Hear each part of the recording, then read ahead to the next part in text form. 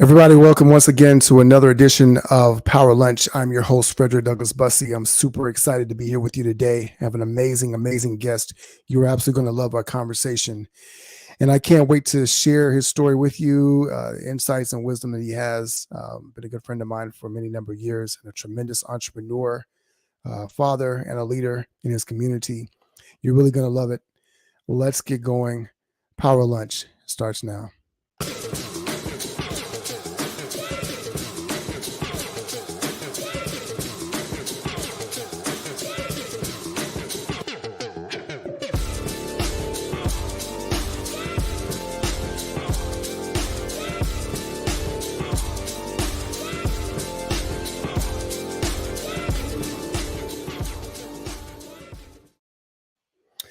Welcome to episode number 73 of Power Lunch Podcast. I'm your host, Frederick Douglass Bussey. I'm the founder of Icon Status, coaching consulting firm, multiple serial entrepreneur.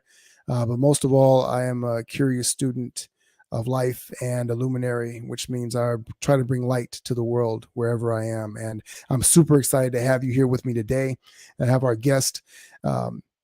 I met this individual on Clubhouse through many late night conversations, and he's just a fascinating individual. If you've ever seen the commercials, the Dos Equis commercials about the most interesting man in the world, he very well could qualify as the most interesting man in the world for sure.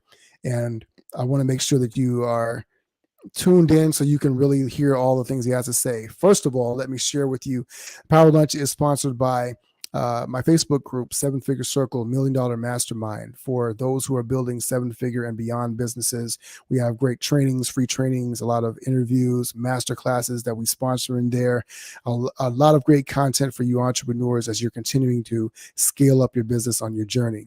And it's also brought to you by none other than my book, Breaking Orbit, Rip Out of the Regular by Unearthing the Power Within. It's available on Amazon for those of you who want to discover your superpower, your gift, your ability, and your capacity to be able to impact the world in a special, unique, and powerful way. Without further ado, I want to bring in my friend, Shafaat Hashmi. Shafaat, welcome to you. Thank you so much for being here with us today. Thank you very much, Frederick. It's such an honor and privilege, and truly delighted to be here on the show, especially with you. So Shafaat, as you can see, is in his amazing office where he has such beautiful paintings and artwork. I would do no justice to introducing you. Could you share with people a little bit about who you are and what you have, what you're up to in the world? Okay. I think first of all, I'm not an alien. I'm just another human being, just like everybody else. We are essentially, I'm the chairman of Stallion Gates Investments, which is an investment firm based out of the UAE.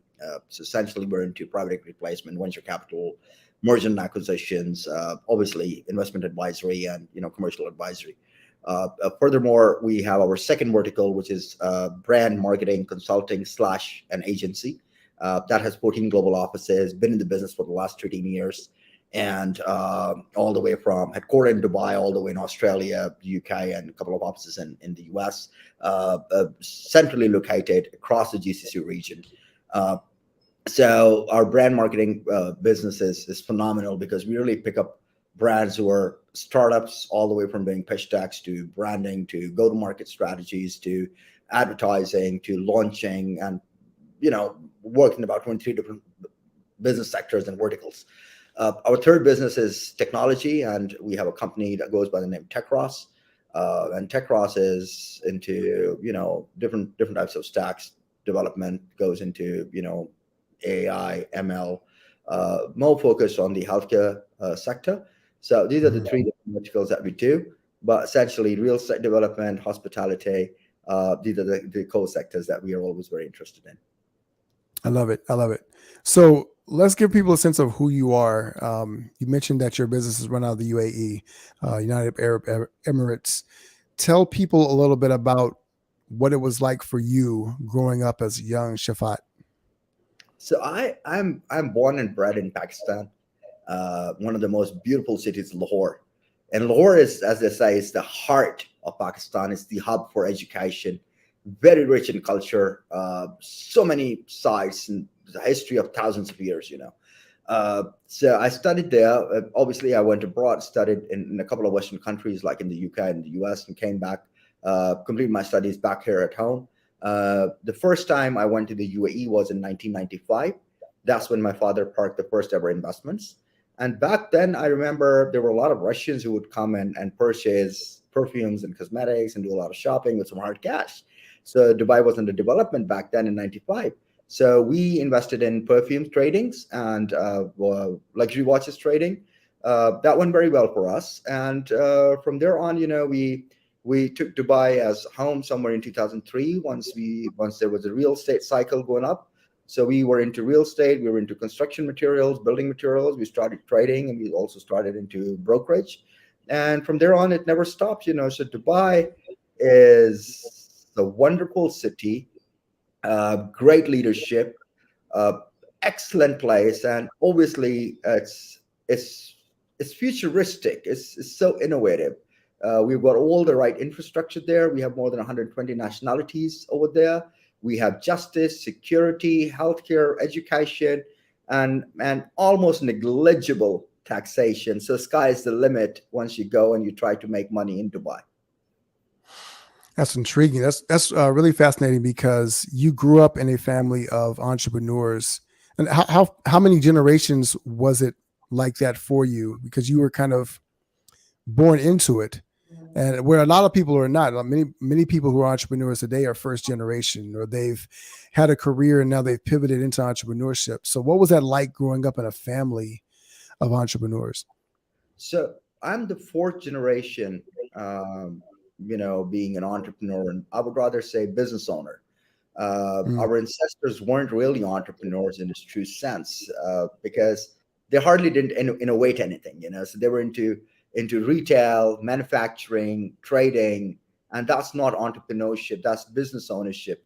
But one mm, one interesting thing that our family it's a family value that no matter whether or not we are born with a golden spoon or a silver spoon or without a spoon, it is mandatory for all of us to do a job. mm, So we have to study, we have to finish whatever our studies are, we have to acquire knowledge in whatever is the mainstream education system.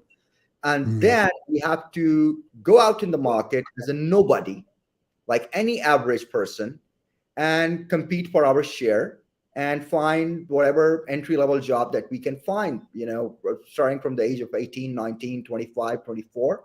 So similarly, I did a job. I worked in Levi's. I worked in a huge conglomerate, a family office, Fakhruddin Holdings in Dubai. I worked with the Crown Prince of Sharjah, Sheikh Faisal Al Qasmi, as a director for strategy and marketing. And then later on, I worked again as a director for another real estate development firm, which is Range Developments. And then I finally took my entrepreneurship journey.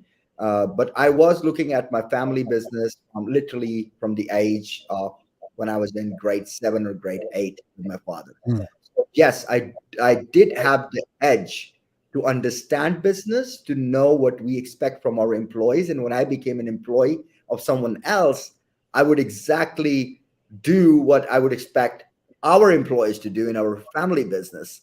And mm, that helped me learn so many things. And I had to start from the lower level. I climbed the corporate ladder in about 5 to 6 years of my professional corporate experience. And once I proved my worth, then I started with my entrepreneurship. And finally, after I was successful in my own ventures, it is when my father passed the, the family business to me. hmm. Yeah, so that's interesting. There's a couple of different directions I want to take with that because, first of all, the fact that everyone has to have their own job. Were you thinking about that? You talked about from grade 7 or 8, you were thinking about the family business. Were you thinking about what that job would be? Did you know the direction that you kind of wanted to take, or was it something that kind of developed later on after you had gone through your schooling? So in our family, there's one thing which is we're a very closely knit family, and we're very few. And I would give it to my parents because they have been so amazing with us. they would look at our natural aptitude. Mine Mm, was more towards arts, music, creativity, and I loved brands. I used to look at advertising at a very young age, and I wanted to, always be in that glamour of advertising and media, right? right. So the best thing for me to do was brand marketing. So therefore, I chose a career which was business studies, then BB honors in marketing, Mm, bachelor's, 4 years, and then another master's in marketing.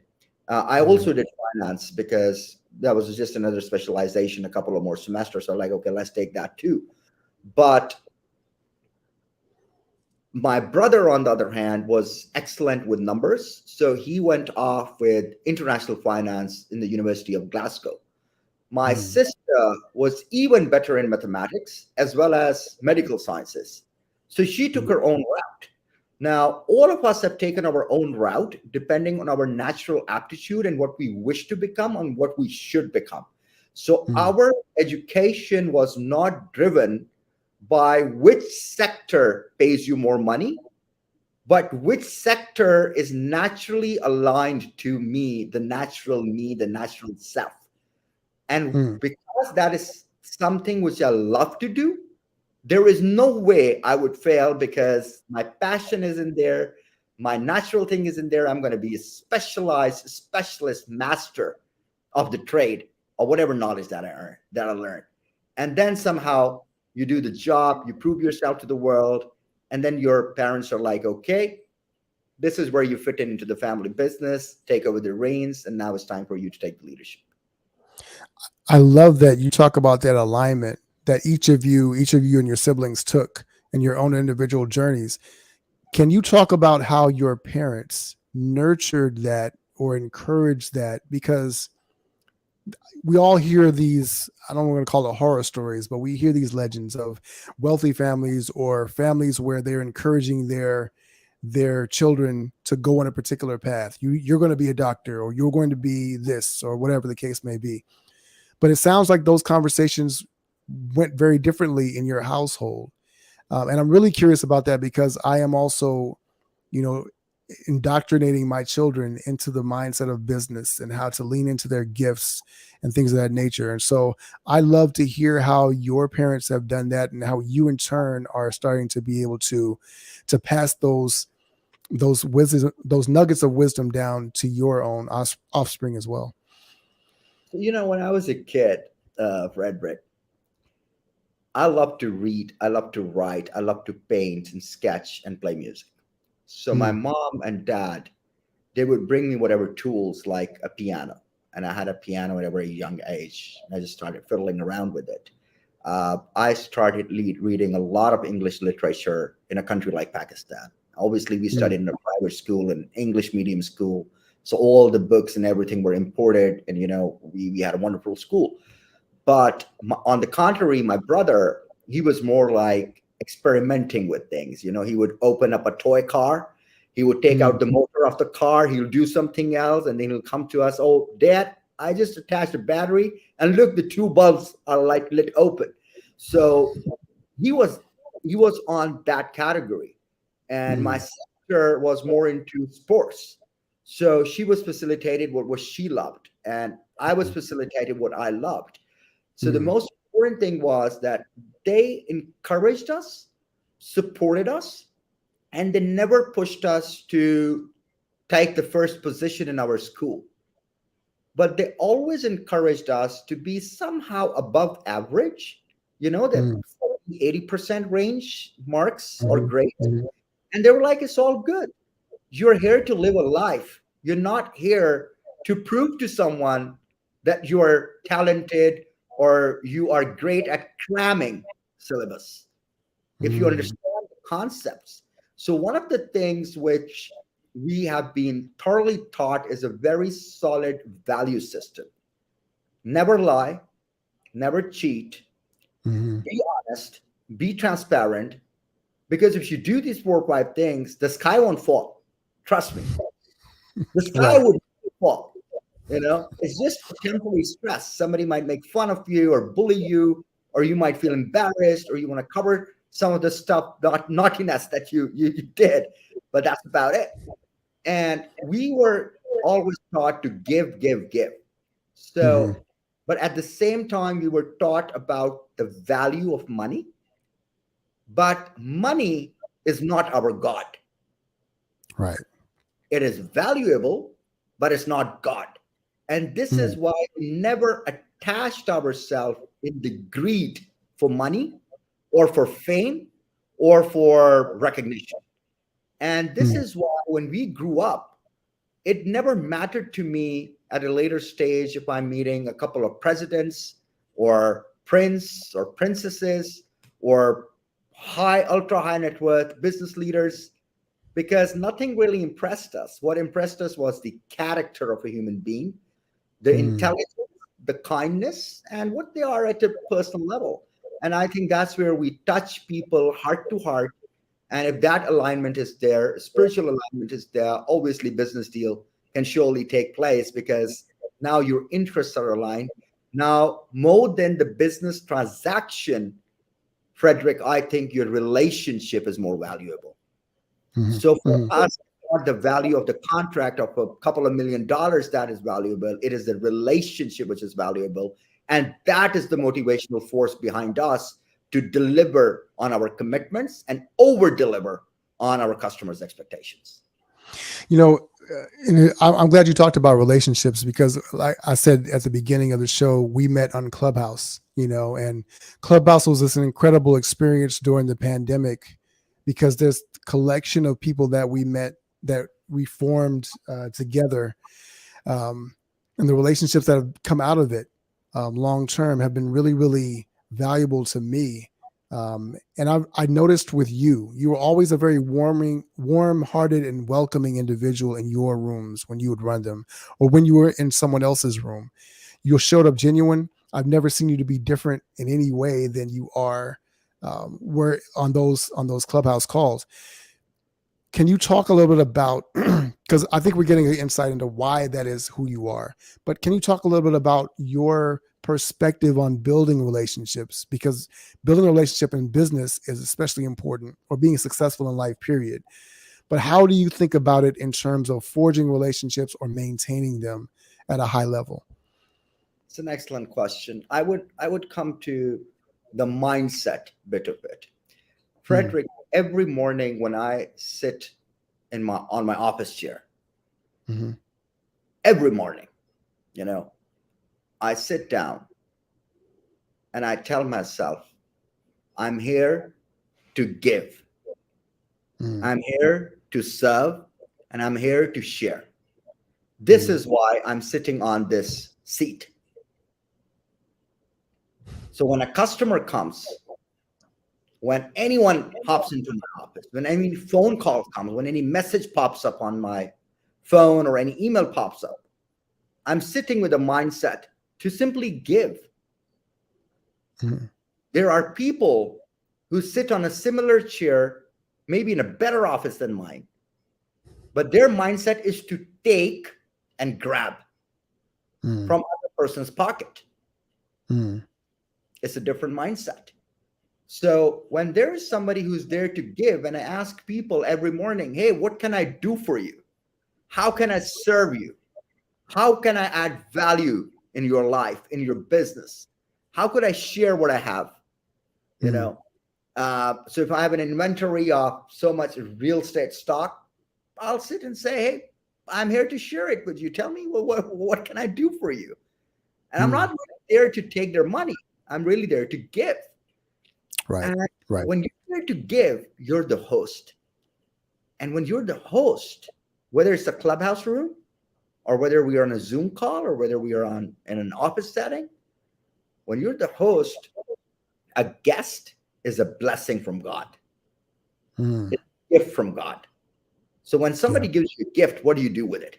Do you open and throw it away or do you keep it close? So I consider every human being, every soul that has ever touched my life in any way, I actually consider as a blessing because either that relationship is going to be profitable for my business or for me, or Mm. it's going to be a learning experience for me.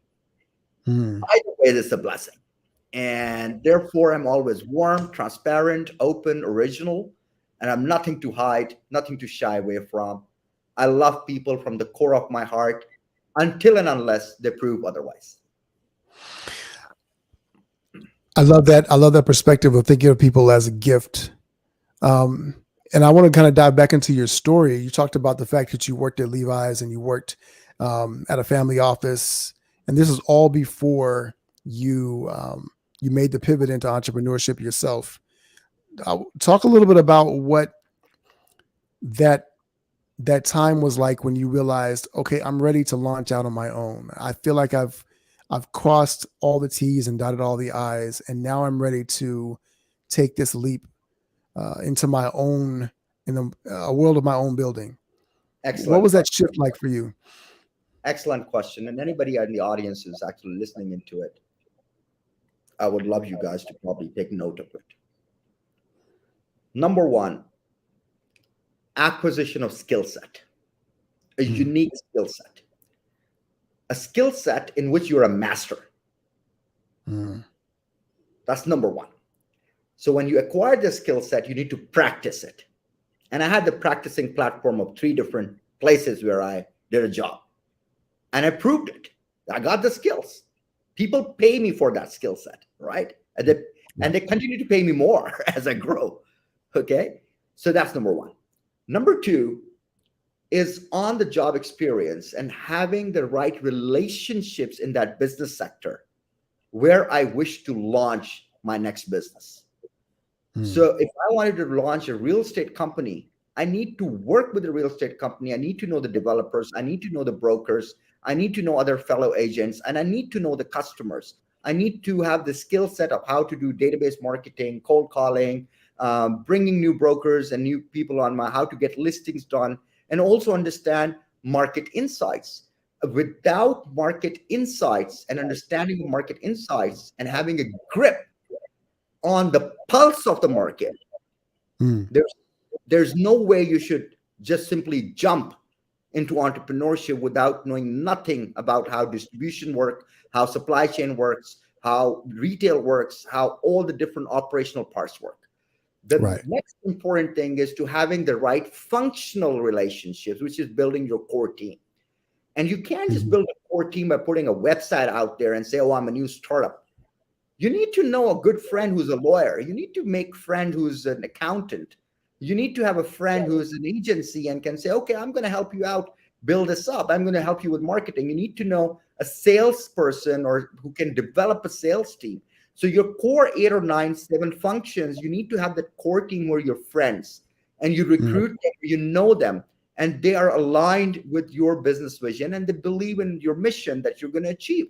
So the core team is very important. And once I had all of these things in place, the most important thing, the last but the most important thing, I had my own savings to invest and mm, bootstrap my business. So when mm, many founders and people come to me and they say, I don't have a dime and I'm looking for $100,000 all the way to 2.5 or $50 million, I'm usually stunned. I'm like, why don't you have savings? If you mm, cannot manage your own personal finances and you're broke, how on earth are you going to manage my hard-earned money in your business? mm, So if you cannot manage $150,000 annual salary and can't make it and you're buried in loans and credit cards, you're going to do exactly the same with the company and you'll be buried under credit and right. liabilities. I don't Right. want to deal. So one of the most important checklists was I had 6 months of working capital with me. People call it burn rate.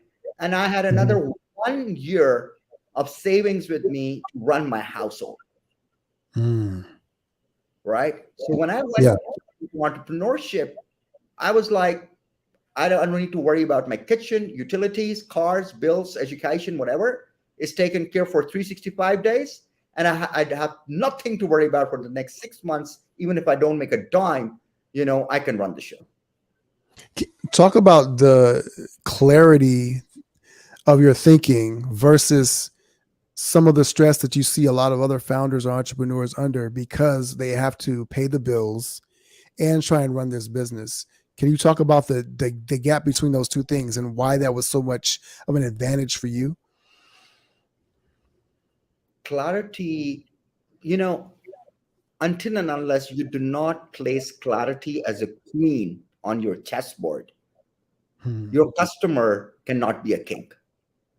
Hmm. The difference between a successful entrepreneur and people who regularly fail is essentially clarity. And clarity comes from clearing your mind with emotions.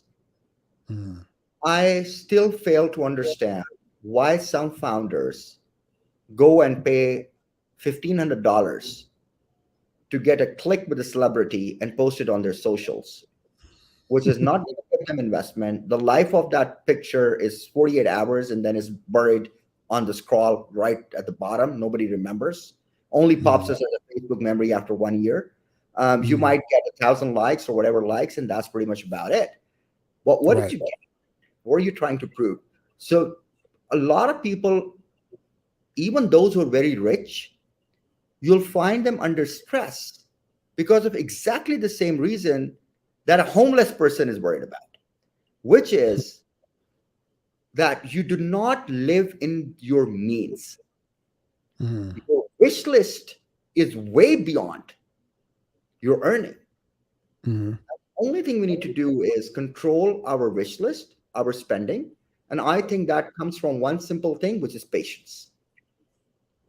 If you have patience, trust me, you can buy a Rolls Royce 5 years from now.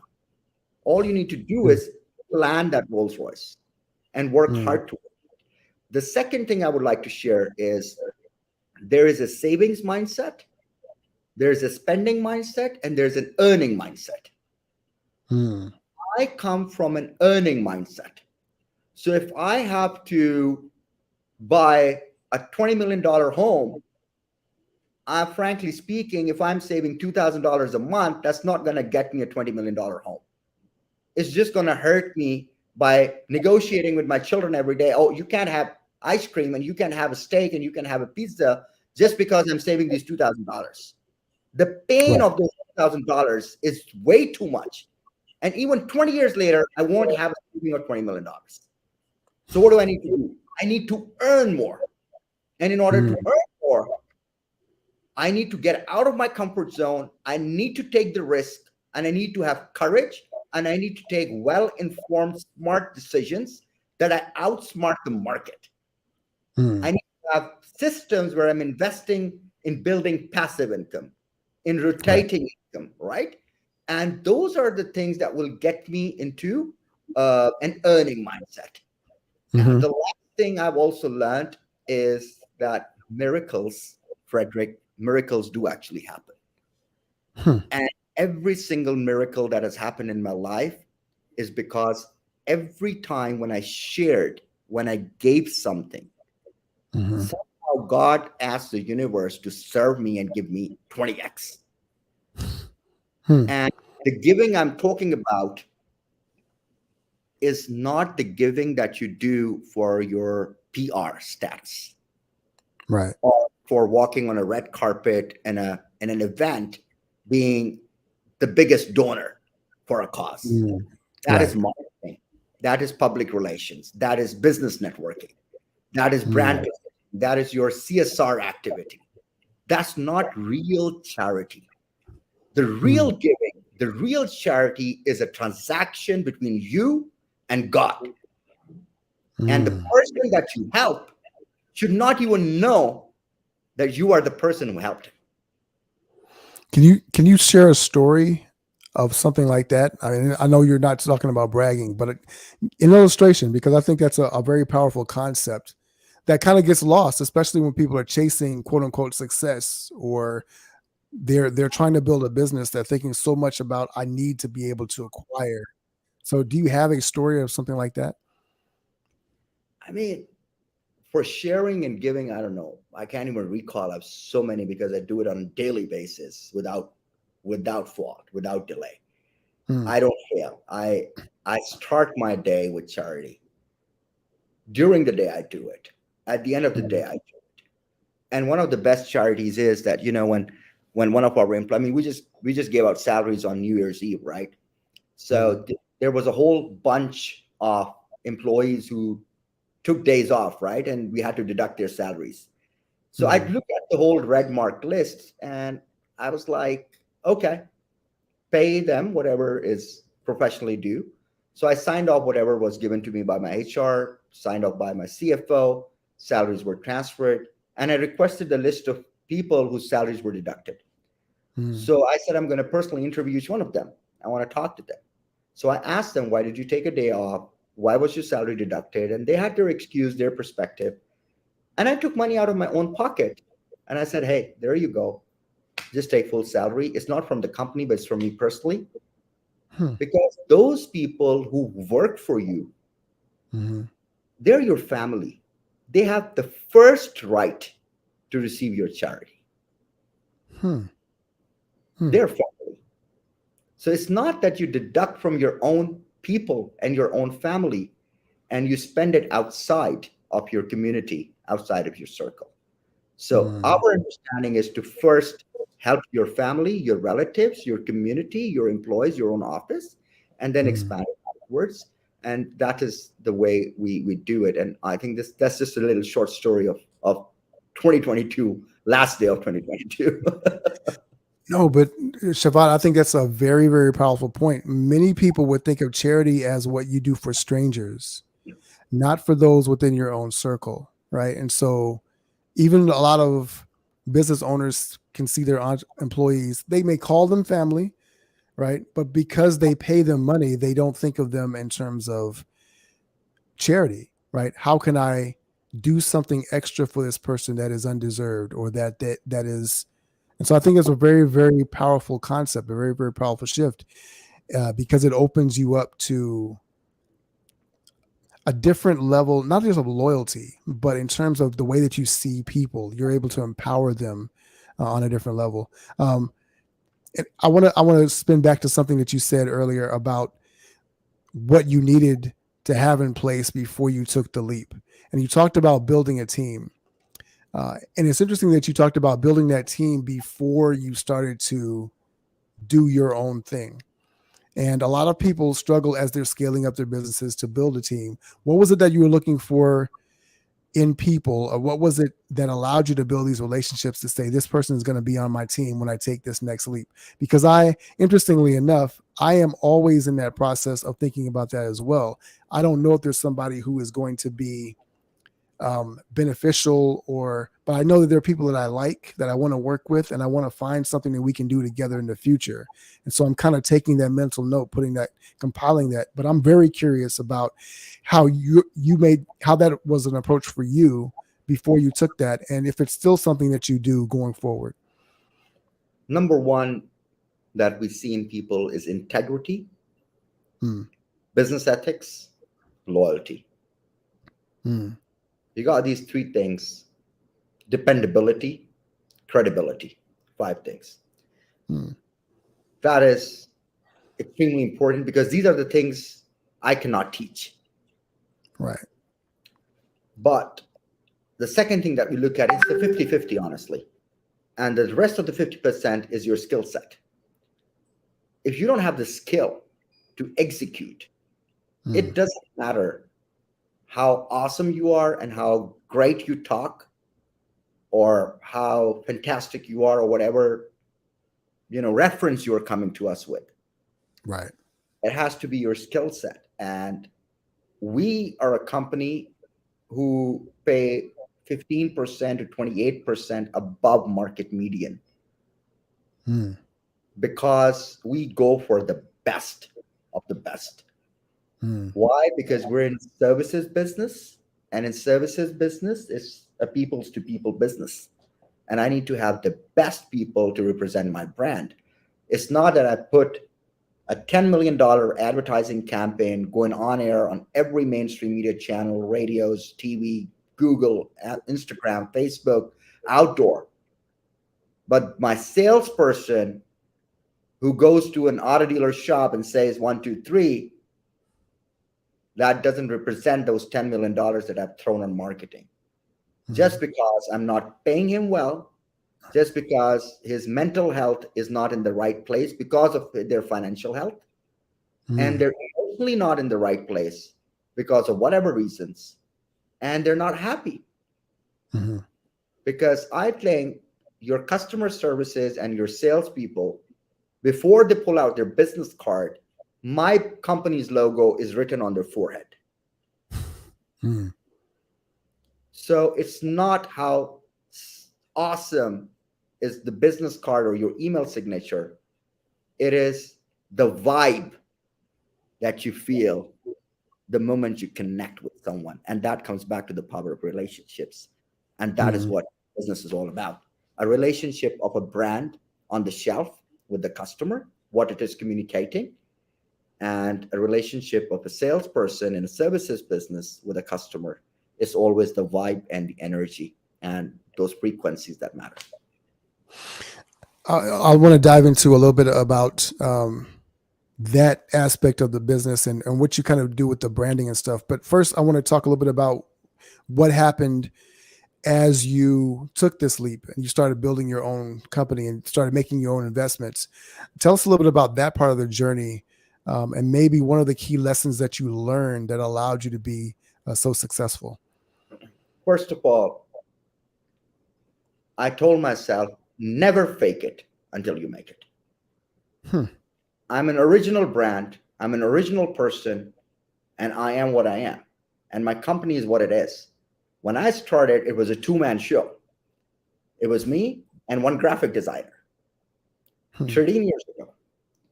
And I Hmm. wasn't stupid to let go of my job and then go 100% to entrepreneurship. So I was doing my job and I opened up my agency and got a no objection certificate from my employers. And I said, I want to open up an agency. And they were Hmm. like, oh, you're already in marketing and etc. So it might be a conflict. I was like, I'm not serving you. I'm just doing something on the side. And they were like, okay, go ahead. I have good Hmm. relationships. So they gave me the NOC. I registered my business license under my own name. And I had a graphic designer who was working part-time with me. I had Hmm. no office. I'm talking 13 years ago when everything was brick and mortars, right? Especially Right. for an agency. I didn't have any. But this is what I did. My email signature never said founder and CEO. My email signature said account manager. Hmm. While I was serving as a director for a $1.6 billion company. Hmm. So when I would go to a client, I would be humble and I'm like, hi, sir, this is Shafaat, and I'm the account manager of an agency. And we can do this and this for you. And they would ask me, where's your office? And I would say, we just started out. We don't really have an office. And this is why, because we have low overheads, we can offer you a better price. Hmm. Okay. And they were like, can you really do a great job? And I was like, okay, why don't you taste the wine? Let me do something for you and tell me if you like it. So I Hmm. would service them, I would do creative stuff, and every single time I would get the sales, I would get the job. And I would sit after hours with my graphic designer who was also doing a job somewhere else. And both of us would sit in my lounge and we're like, okay, let's do it. Now remember, I had over $15 million, $15 million in my bank account when I started off with my advertising agency. Wow. Wow. I made a hell of a lot of money in real estate. I made a lot of money in selling, in brokerage, in investment placements, and I was drawing about $15,000 to $20,000 monthly salary. Hmm. I drove an amazing car, like literally 3 cars at my home. It's a lot of money for a young boy, right? Hmm. No kids, nothing. You're minting money. But when I started out with my business, it has to go organic. I want to test Hmm. the waters.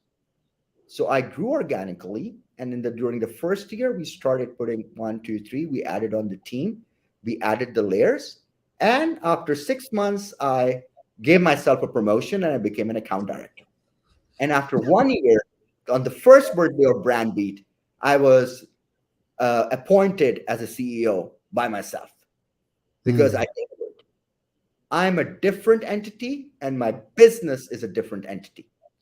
And I have to earn my position in my business. And if I cannot deliver and execute in my own business, I should have somebody else as the CEO of the company, and I should be a bar, whatever, a coffee boy in the office. It is what your work. Mm. No, that's incredible. Because you have a lot of people who are they're starting out in business, and their first thought is, "I'm going to be the boss." And your thought was, "I have to earn the right to be the boss in my own company," which is incredible. Um, so you're building the agency, and you're doing the things, and you started doing. You've had other businesses as well, but what was the level of success that allowed your father to say, "Okay, Shafaat, it's time to hand things over to you because now you're ready to handle a family business"? That is when I was running my advertising agency and I realized one very simple thing. My client, any company, Hmm. when you look at their profit and loss statement, the top number is sales. Right. Underneath sales, cost of goods sold, gross margin, and then comes expenses, overheads, blah, blah, blah, blah, blah, EBITDA, and SECRA and net profit. The only number which takes care of the next 20 pages or 4 pages is sales. Hmm. Now, my business as an advertising agency is usually a 5%, 3% to 5% in an established company. And in a small, medium enterprise, it's about 8 to 12% of sales. Hmm. Now, out of that, let's say 10%, so the sale is 100, marketing budget allocated is $10. From Hmm. that $10, more than $8 or $9 are going into media buying, Right. right? Right. We as a planning agency is left with $1, which is about 1% or less than 1% of the total sales that that business is making. Right. Right. Okay. Now, from that $1, I have to cover my salaries, my overheads, and everything, and I have to make a living. How on earth can I ever become wealthy when I am in a services business? I have to be creative every day. I have a million moving parts, and I have to manage the whole team, whole offices, designs, etc., client servicing, blah blah blah, data points, market insights, research, and all I'm getting is what, less than 1% of what Hmm. my client is actually making. So I was like, okay, hang on. I need to go and take a share from the top number, the Hmm. sales number. My eyes are on the sales number. My eyes is not on how much marketing budget you have. Hmm. So I went back to my clients and I said, hey, listen, how can I help you scale? How can I help you distribute better? How can Hmm. I help you with integrated precision performance marketing? So I went and I hit that chunk, taking 1% of that and another 8-10% of commissions or strategic partnerships or joint venture deals to get the Hmm. biggest share. But even then, advertising would never make me wealthy. Hmm. So I looked at the world, I studied leaders, and I realized that real estate, investment banking or investment products, um, dealing in metals, uh, construction sector again. These are some of the businesses where people make a lot of money. Insurance, for example, if you do it right, Right. and technology or large SaaS products. FMCG is very competitive, but yes, still it's a very cash flow inventory based business. So I realized that because I was already in real estate, so I said that I have to get into real estate. So I opened a real estate brokerage company. From real estate, I opened up my investment company, and I was able to start with a 50 million AUM just to begin with, and I put a great, beautiful office. Started Hmm. raising, And when I turned around investments and when we performed on our investment company, this is exactly when my father said, now this man understands business, because now he understands the real flow of money. Mm. How is Mm. the capital flow and how to make more from more. And And talk about, can you talk about that a little bit more? Because a lot of people are getting into business but don't understand money. And you're talking about the flow of money. Can you break that down a little bit? Because I love the way that you kind of think about these things. 1950s was the time of radio. Mm. Came industrial revolution, agriculture, fertilizers. Go forward, and it was a time of TV, CD players, transistors, dish antenna, etc., etc. Mm-hmm. Then was a time for computers. Then was a time for mobile phones and internet. And today, on mobile platforms, you have apps. And from apps is the metaverse. Mm-hmm. Now, follow me back. Every 7 years or 10 years, there is a wave of innovation. Mm-hmm. If you miss that wave, you need to wait for the next wave. Mm-hmm. So today is the wave of Web3. Mm-hmm. 10, 15 years ago was the wave of mobile apps. Mm-hmm. So if you're coming today with an other Me Too mobile app seeking $1 million investment, buddy, that wave is gone. Mm-hmm. Because if Twitter can be acquired, and if Facebook or Meta can acquire Instagram and WhatsApp, you're not looking at an oligopolistic competition anymore. You're looking at convergence of more of a monopolistic or monopoly in social Mm-hmm. media space or app space or healthcare space. I mean, imagine Amazon launching a healthcare service. Mm-hmm. Wondering, oh, what are you doing in healthcare? Yes, you got the customer base, so I'm going to eat all the healthcare apps in the United States and beyond, Mm-hmm. right? Netflix just took it from, I mean, Zoom just took it out from Skype. Right. Google took it out from Yahoo and MSN and Internet Explorer or Safari, you know? Mm-hmm. So we Mm-hmm. need to understand what is the wave that you're riding. So China became a superpower because they were serving one big market, North America, selling products as an outsourcing country. China doesn't know how to create brands. China doesn't know how to create Chanel or Ralph Lauren or whatnot. Mm-hmm. Americans know how to create a brand. Americans have the personal disposable income to afford it. You are the guy sitting with dollars, right? Mm-hmm. China only said, I'm going to produce it cheaper, so outsource it to me. And just by outsourcing business process or business manufacturing outsourcing, only outsourcing, China Mm-hmm. became power next to the United States today. Mm-hmm. India missed out on that wave of manufacturing. Mm-hmm. So what did India do? India waited for the next wave. And the soon services, call centers, technology, website development, digital marketing, when that wave came, India said, I'm going to provide Americans with this service cheaper. So be it AT&T or whatever, put your call centers in India. And today, India became a superpower by targeting North America by one concept, business process outsourcing. Right. Correct? So that Right. is the real capital flow we need to be looking at. That Mm-hmm. American money is now being poured into developing countries through and for what channel? If you want to get money getting into Africa, it's not through nonprofits and NGOs and social enterprises. The real money goes into Africa for land acquisition, for oil and gas, for minerals and mining, Mm-hmm. right?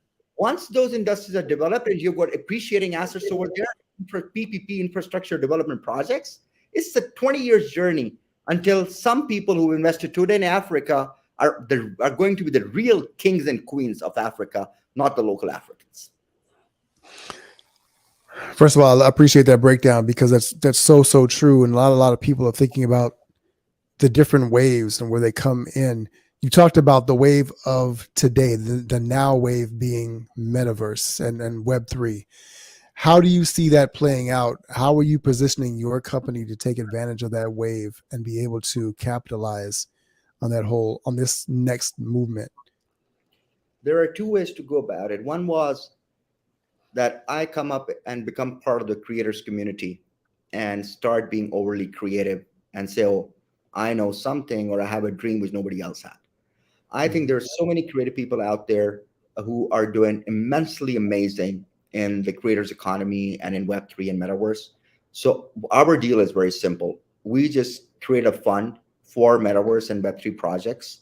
We assess the projects. We looked at how solid they are. What's the blockchain? How's the real estate sector, different assets being created over there.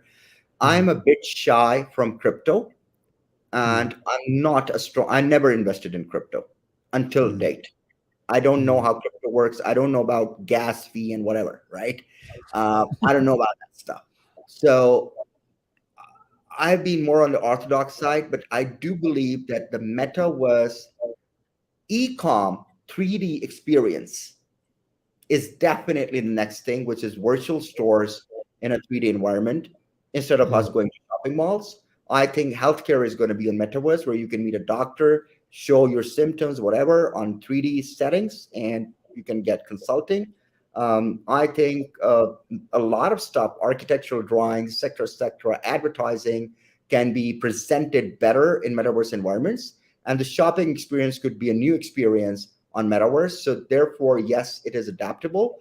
But is it that metaverse that everybody's talking about, which is blockchain and crypto and blah blah blah, and selling this massive real estate out there? I think that's more like a bubble, which was also the startup bubble at one point of time with crazy valuations, and then people shutting down business and the VC money going down in the drain.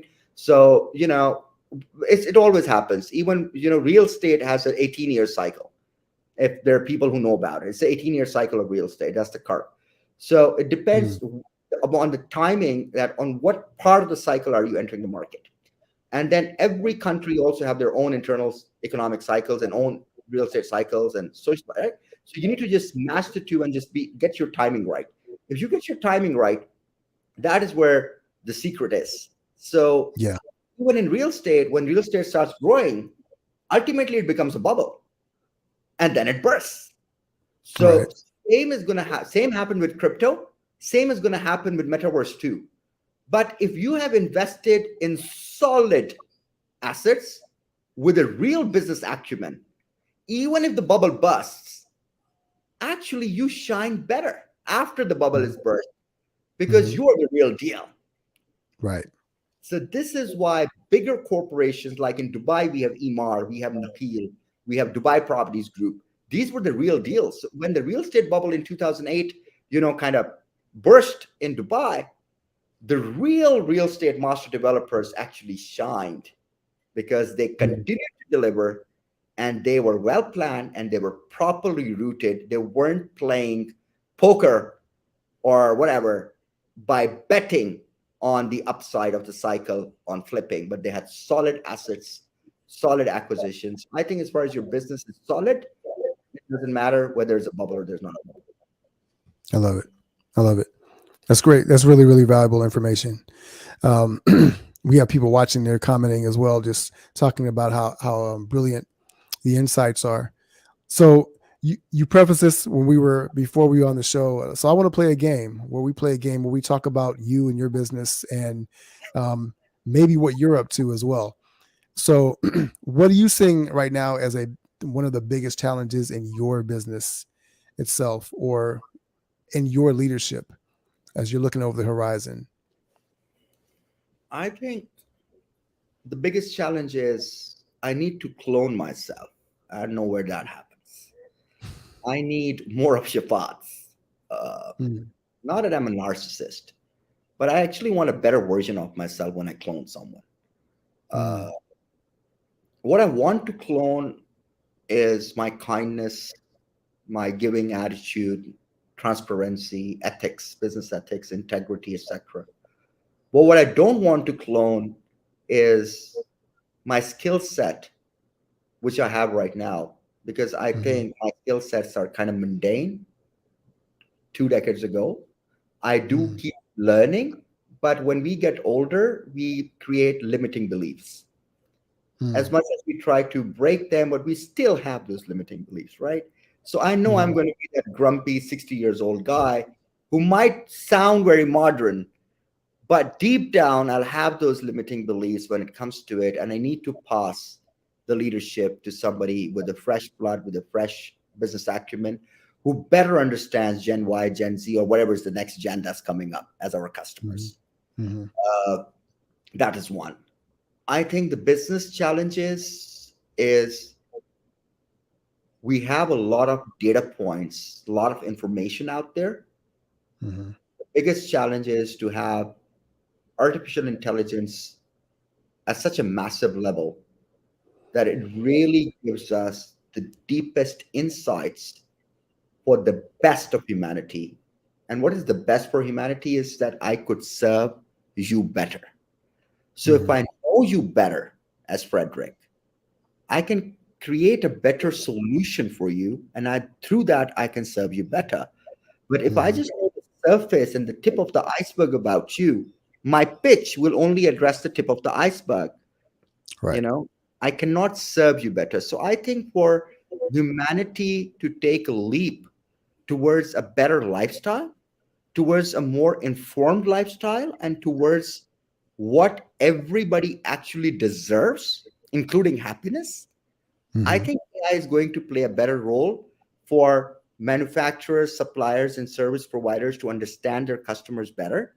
And then customers opening up and receiving a higher quality of service and products in return because their mhm. vendors understand them better. So I think that's the challenge. One last challenge is I think somewhere in this race of um, technology and sector, etc., I think somewhere we're losing our business ethics. I see a Mm, lot more mental health problems today than I would see 2 decades ago. There could be a flip side to it. Maybe it just went undiagnosed. But at the same time, even if you balance it out, I think people on Instagram, a lot of people that I see on Facebook, etc., and YouTube, what they're doing today in front of the camera and the way they're abusing their camera and microphone, mm, I think it's going to have a backlash, and this comparison of lifestyles and luxury is just putting people under the same stress that we talked about. That you mhm, stressful because you're not living in your means, and somehow you either live in a superiority complex, a fake life, or an inferiority complex. And as far as mm. anybody has that complex of skin color, creed, religion, or financial status or social status, as far as there's a complex inside you, you can never be a genuine human. And unless your genuinity doesn't shine, you can never be professionally great. So I appreciate you sharing those three challenges as you are experiencing them. And I want to kind of go in reverse order. First of all, dealing with the mental health aspect of it. How and part of this answer, I believe, I know because of how you talked about how your parents raised you, right? So you had a very calm sense of who you were. And it seems as though they didn't pressure you. So there was no comparisоnism, not comparing you to all the other kids getting all the grades. It's a one man race, and you're the only one that's in it. So you're just racing yourself in terms of just chasing your potential. But for many of those people, whether they're in your organization, your children, or yourself, how do you see them being able to navigate that um, in a in a healthy way, right? Because the mental game is one that we're all playing inside of our heads. But if we're playing it where we're letting everyone else in the world, right? How do you win that? So what do you see as a potential remedy for this mental pandemic? First of all, it is self awareness and waking up your conscious. Mm, And when you become self aware of how vulnerable you are, that a little microscopic virus can get into your nose, into your lungs, multiplies, and kills you in 2 days. That's what a human being is. So the concept of life, and that we're not here forever. So we should not act like the Pharaoh of this time just because I've got $100,000 in my pocket. So when I remove the iron rod in my neck, which is my ego, that is the starting point. Mm. And when you remove ego, that desire to compare yourself with other and have a competition of egos is gone. You're Right. not part of that race anymore. The second thing is that when you become self-aware of how minuscule and literally a speck of dust that we are, or just that microscopic sperm which came out to be a 6 feet tall guy or a girl, there is a God up there who makes things happen, who created whatever, and God has created a system, a principle. So it's good to be connected with the superpower, whether you believe it or not. And people call them universe, this, but I call God, God. It's very simple. I don't need a synonym for God. God is God. And it's not a concept. It's not theology. It's reality. So when you believe in that, when you have a relationship up there, it gives you the right spiritual upliftment. And what the concept of God gives you essentially is hope. That when nobody is with you, when everything is against you, and when you're at the lowest of your low, God gives you hope. Mm. So when you are a bit away from that thing, you become hopeless. Right. And hopelessness weakens you. And hopelessness makes you impatient. And then you act in funny ways. And ultimately, you get into mental health problems. The third thing is instilling value system. And whenever a man of value is a man or a woman of courage. Mm-hmm. If I have a value system that I have to keep my word with Frederick. Frederick said, 11:45, Shafaat, you gotta show up. Hey, Frederick, I'll be there on your show. There's no contract. There's nothing I can do if you don't show up, and there's nothing you can do if I don't show up, right? Except for an excuse. But if my value system and your value system is that we have to show up, we're keeping our word. And that is important. So when you remove the value system, then what happens is chaos. And the most important thing is, it's not always about that the whole world serves me so I become happy. It doesn't work like that. Right. You have to serve the world and find your happiness in serving the world. Right. Right? So nobody is obliged to serve you. A lot of people fight for their rights. And I always say that if you're fulfilling your responsibilities, inevitably you will get your rights one day. Or first fulfill your responsibility and then fight for your right. Do not fight for your right without fulfilling your responsibility, because that's an argument. And arguments are a time waste. Arguments are inefficient. And this is why our judiciary system globally is pretty inefficient. There are cases going on for like decades and nobody's getting their rights because it's an argument. Either party is not filled up. So these are the basic value systems which we must inculcate in our children, in our generation. We should make them proud of who they are after they have delivered something. I can't tell my child, hey, you're an Arab, so you're awesome, and you're better than the rest of the world, and you're the best. Hey, if you're a dumb kid, you're a dumb kid. You need to work. You need to prove it. You being an Arab or a non-Arab or a black or a white or a brown or a Muslim or non-Muslim, it doesn't matter. What metrics are out there for you to perform? Money brings you happiness? Well, partially, yes. 100%? No. Mm, A great wife brings you happiness. A lot of kids bring you happiness. Temporarily, yes. Long term, ask yourself. you know, so we need to understand that how we evolve mhm, and where we find happiness and how we live in peace together, because there is no peace without compromise, sacrifice, and there is no love, real love, which is selfish, because love has to be unconditional, selfless. And as mm, far as we understand this bit, Frederick, I think we'll have a beautiful world to live in.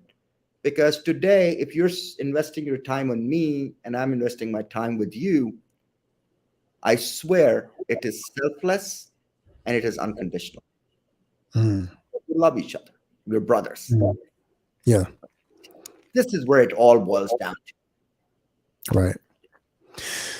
One of the great takeaways I will take away from what you just shared is the concept of your word as a contract. There used to be a saying, "A man's word is his bond," and it was a contract.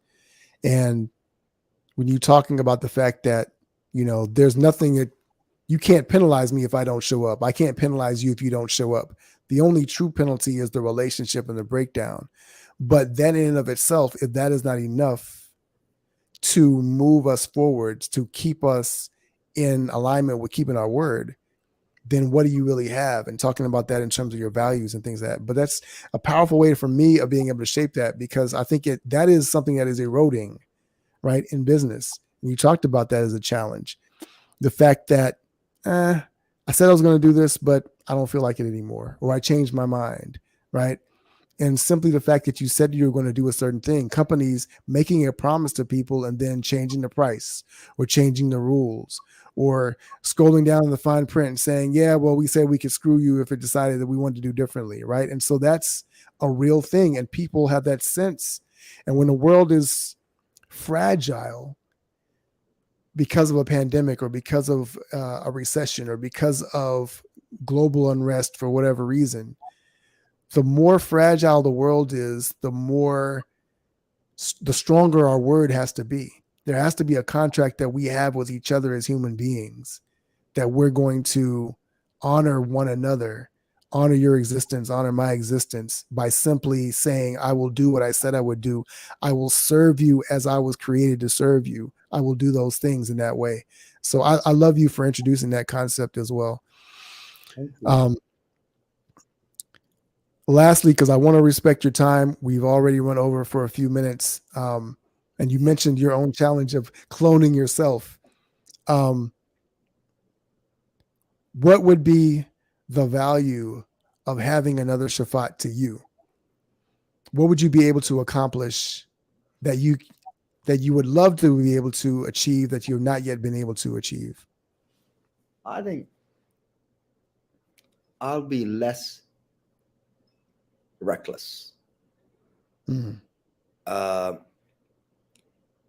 I believe when you increase the circle of your responsibility, that is when you grow and that is mm, when your businesses scale. mm, There are people who just don't take mm, responsibility for their own children, for their own parents, mm, for their employees. You hire someone, they didn't perform, you throw them under the bus, or your business is not performing because of your own leadership dilemma. You fire people. They yeah. they they got they resigned from a job to work with you and they preferred you.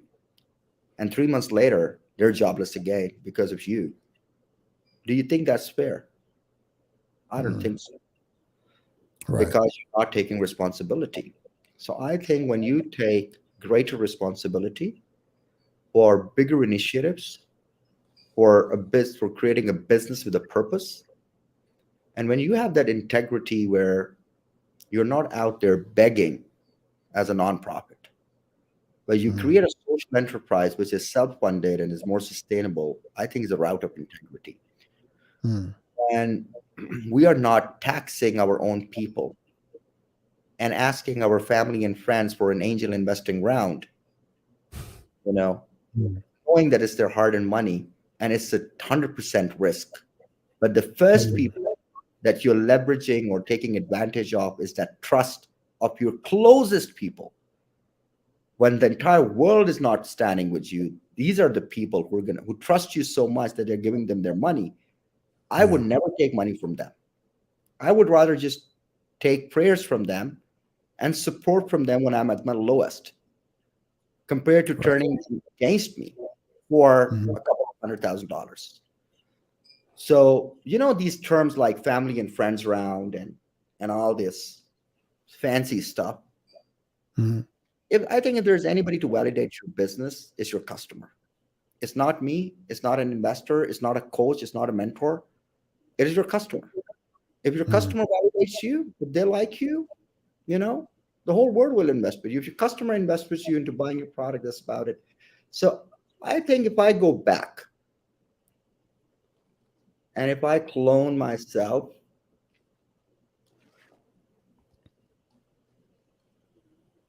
I will never save a dime and I'll give it all away every day, like a Mhm. sparrow, like an eagle. And I'll wake up in the morning and hunt for food every day. Mhm. Mhm. Anything that you keep with yourself, it is a recipe to for the water to get stale. The water must flow. Mhm. It doesn't stink.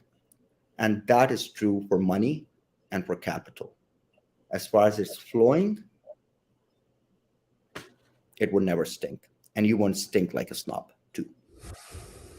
Yeah. Stagnant water always stinks. Um, I think that's a great place to leave it, Shafat. You've given us, you shared your amazing story, and I think you've given it some incredible insight and wisdom with everyone who's been listening. Where can people find out more about you if they want to work with you, if they want to invest with you, if they simply want to connect with you and learn more about how they can be a part of your world? First of all, never invest with me. Uh, Invest in yourself to begin with. And when you have ample savings and when you really don't have the time to make that extra passive income, then invest with anyone that you find fit.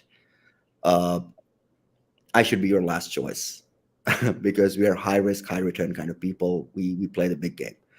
From the advertising marketing side, whatever business you're doing, more than happy to hop on a call. You can find me on brandbeatglobal.com or you can find me on shafathashmi.com, which is my name.com. Or frankly speaking, just message Frederick because Frederick is someone who I truly respect for one statement that he says, ever forward. And I love that.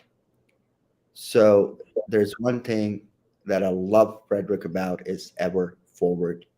And I wish Frederick and all of you this one term, ever forward. Just keep walking, keep moving, and find a great coach, find a great mentor. They help you become self accountable. And then you don't have to go back and say, oh, if I was 17 years old, what I would do. Because that coach is going to tell you that even if you're 50 years old, you can undo what you did in 17 and start a new life and be more smart about it. And frankly speaking, I endorse the gentleman sitting next to me, which is Frederick. Icon status, an amazing guy. That's where I'll leave it. Thank you, Frederick. You're too kind, Shafat. I really appreciate it.